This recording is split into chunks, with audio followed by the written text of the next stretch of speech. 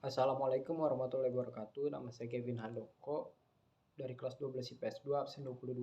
Di sini saya ingin menjelaskan bab 2 yaitu perlindungan dan penegakan hukum di Indonesia. A. Hakikat perlindungan dan penegakan hukum. 1. Konsep perlindungan dan penegakan hukum. Menurut Andi Hamzah, perlindungan hukum dimaknai sebagai daya upaya yang dilakukan secara sadar oleh setiap orang maupun lembaga, pemerintah, dan swasta yang bertujuan mengusahakan pengamanan. Suatu perlindungan dapat dikatakan sebagai perlindungan hukum apabila mengandung unsur-unsur, yaitu adanya perlindungan dari pemerintah kepada warga, jaminan kepastian hukum berkaitan dengan hak warga negara, adanya sanksi hukuman bagi pelanggar. Selanjutnya saya ingin menjelaskan pentingnya perlindungan dan penegakan hukum. Pentingnya dilakukan karena dapat mewujudkan hal-hal seperti 1. Tegaknya supremasi hukum, 2. Tegaknya keadilan, 3. Mewujudkan perdamaian, 4. Menurut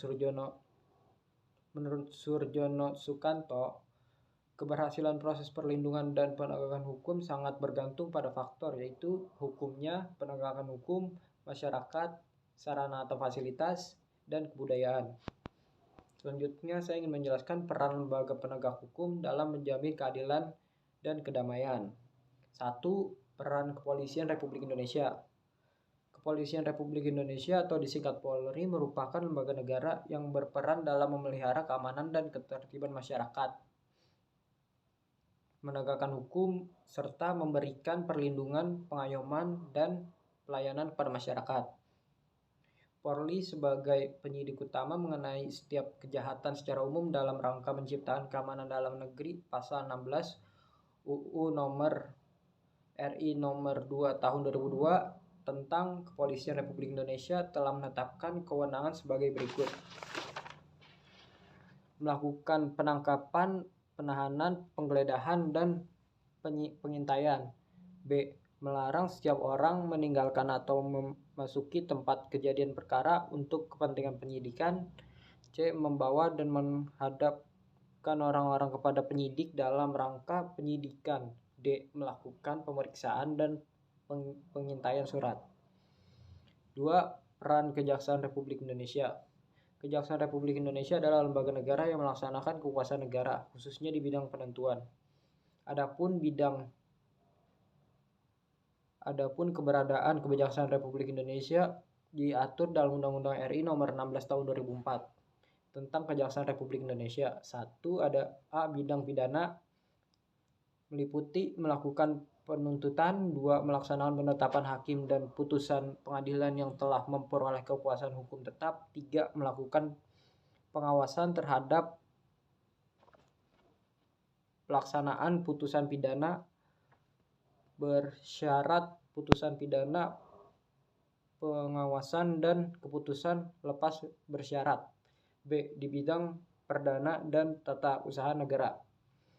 Kejaksaan dengan kuasa khusus dapat bertindak baik di dalam maupun di luar pengadilan untuk dan atas nama negara atau pemerintah.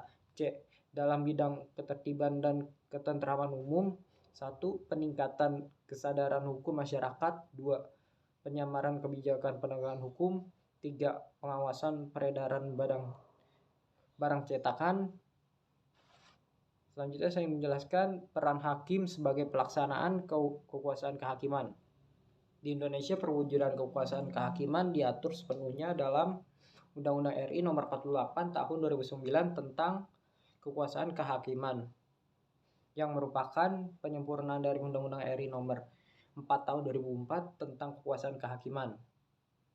Menurut ketentuan Undang-Undang RI nomor 48 tahun 2009 tentang kekuasaan kehakiman, berisi tentang hakim pada MA yang disebut dengan Hakim Agung. B. Hakim pada badan peradilan yang berada di bawah Mahkamah Agung, yaitu dalam lingkungan peradilan hukum. C. Hakim pada Mahkamah Konstitusi yang dibuat dengan Hakim Konstitusi. Selanjutnya, nomor 4. Peran advokat dalam penegakan hukum.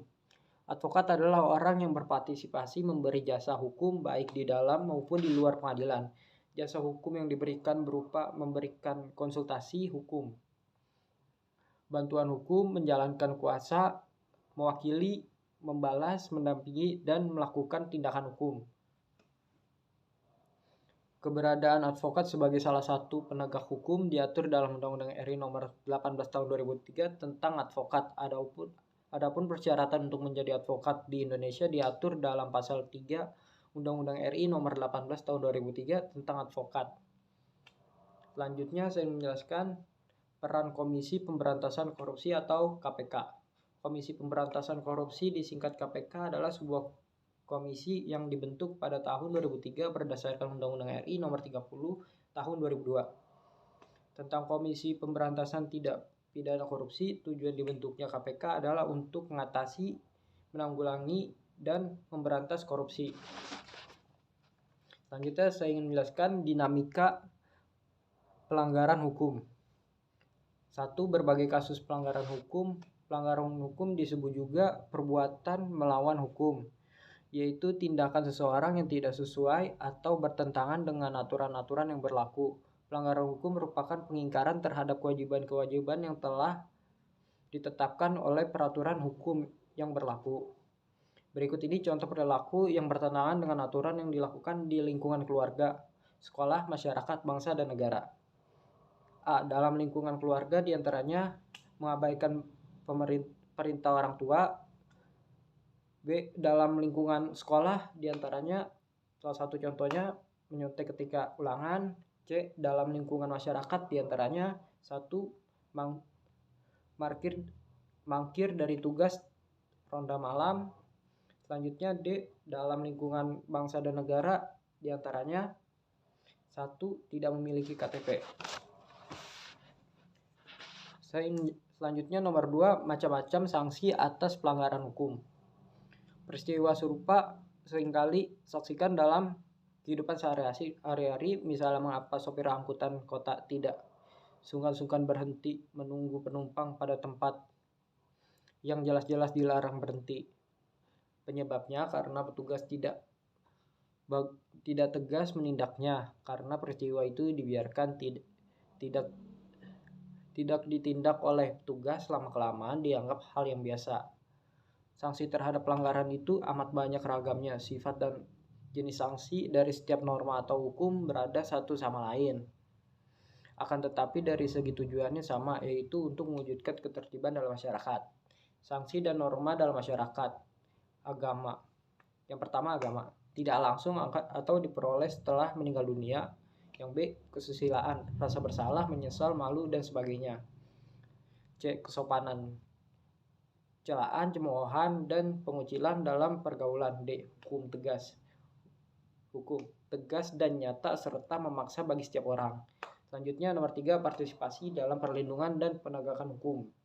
A. Dalam kehidupan di lingkungan keluarga, mematuhi orang tua, salah satu contohnya.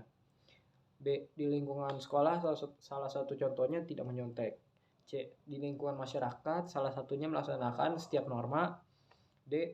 Di lingkungan bangsa dan negara, salah satu contohnya adalah memiliki SIM.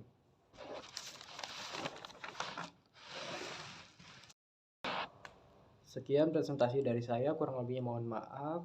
Apabila ada salah kata, tolong dimaafkan. Wassalamualaikum warahmatullahi wabarakatuh.